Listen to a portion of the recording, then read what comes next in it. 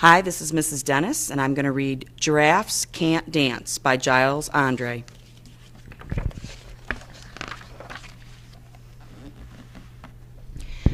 Gerald was a tall giraffe whose neck was long and slim, but his knees were awfully bandy and his legs were rather thin. He was very good at standing still and munching shoots off trees, but when he tried to run around, he buckled at the knees. Now every year in Africa, they hold the jungle dance, where every single animal turns up to skip and prance. And this year, when the day arrived, poor Gerald felt so sad, because when it came to dancing, he was really very bad. The warthogs started waltzing, and the rhinos rock and rolled.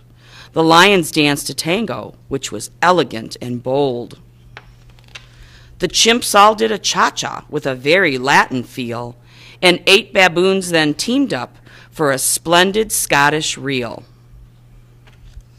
Gerald swallowed bravely as he walked towards the floor, but the lions saw him coming, and they soon began to roar. "Hey, look at clumsy Gerard," the animals all laughed. "Giraffes can't dance, you silly fool. Oh, Gerald, don't be daft." Gerald simply froze up. He was rooted to the spot. "They're right," he thought. "I'm useless. Oh, I feel like such a clot." So he crept off from the dance floor, and he started walking home.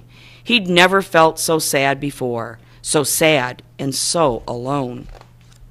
And then he found a little clearing, and he looked up at the sky.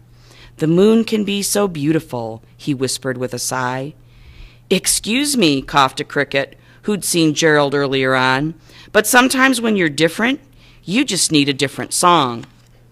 Listen to the swaying grass and listen to the trees. To me, the sweetest music is those branches in the breeze. So imagine that lovely moon is playing just for you. Everything makes music if you really want it to." With that, the cricket smiled and picked up his violin. Then Gerald felt his body do the most amazing thing. His hoofs had started shuffling, making circles on the ground. His neck was gently swaying, and his tail was swishing round.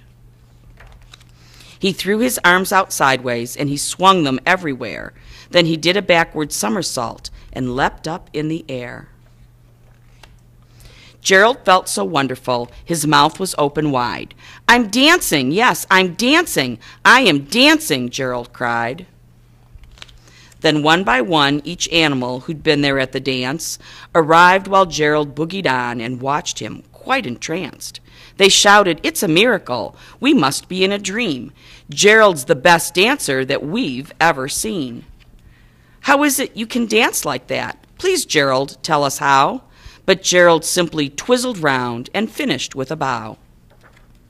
Then he raised his head and looked up at the moon and stars above.